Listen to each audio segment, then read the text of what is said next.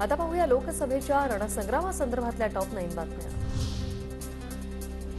अजित पवारांनी 2019ला कटकारस्थान करून पाडलं, पुरंदर हवेलीच्या जनतेचा अपमान केला। मी नमो विचार मंचाद्वारे अपक्ष उभा राहणार। माजी मंत्री विजय शिवतारेंनी अजित पवारांविरोधात दंड थोपटले।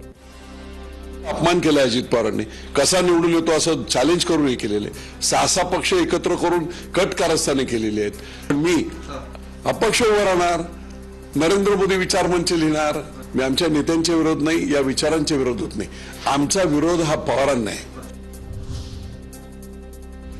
अजित पवारांनी जाहीर माफी मागावी, त्यांनी कळस गाठला। राजकारण पैशाचा, राजकारणात माज नको।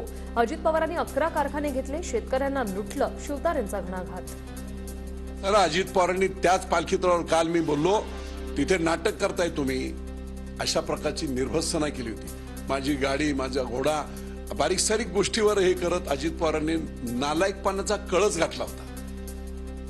नियती त्यांना धडा शिकवेल। सासवडमधील पालखी तळावर अजित पवारांनी केलेला अपमान फक्त शिवतारेचा नाही तर पुरंदरच्या जनतेचा। बारामती लोकसभा मतदारसंघ कुणाचा सातबारा नाही, विजय शिवतारेंचा अजित पवारांवर निशाणा। बारामती लोकसभा मतदारसंघ हा देशातील 543 लोकसभा मतदारसंघातील एक मतदारसंघ आहे देशाचा। हा कोणाचा सातबारा नाही, एका कुटुंबाचा। पवारांच्या विरोधात 5,80,000 मतदान जवळजवळ आहे। आमदार निलेश लंके यांच्या शरद पवार गटात जाण्याच्या जोरदार चर्चा, पण केवळ चर्चांना काही अर्थ नाही। शरद पवारांनी लंकेंच्या प्रवेशाची चर्चा फेटाळली तर कोण येणार यावर आम्ही घ्यायचं की नाही ठरवणार, पवारांचं वक्तव्य। आमदार निलेश लंके यांनी शरद पवारांची भेट घेतल्याची माहिती। पवारांच्या भेटीनंतर लंके अमोल कोल्हेंच्या भेटीला। लंकेंसारखा तळागाळातील कार्यकर्ता आपल्या सोबत असावा असं सर्वांनाच वाटतं। वेट अँड वॉच, अमोल कोल्हेंचं सूचक वक्तव्य।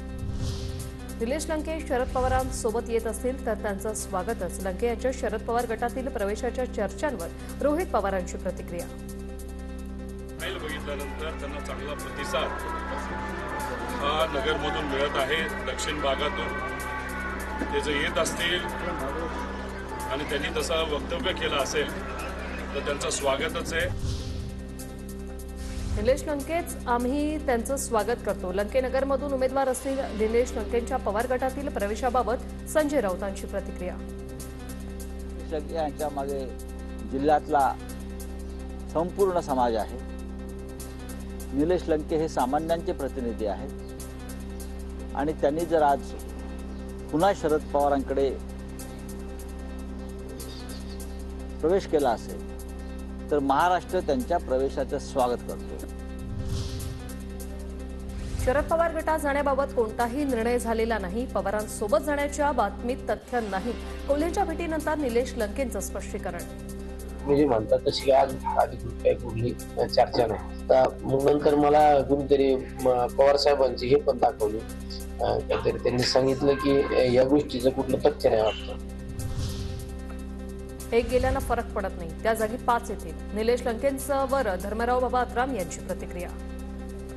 कोणते परत गेले हरकत नाही, जाणारे जातात, येणारे येतात। एक गेला 5 आमच्याकडे येतील।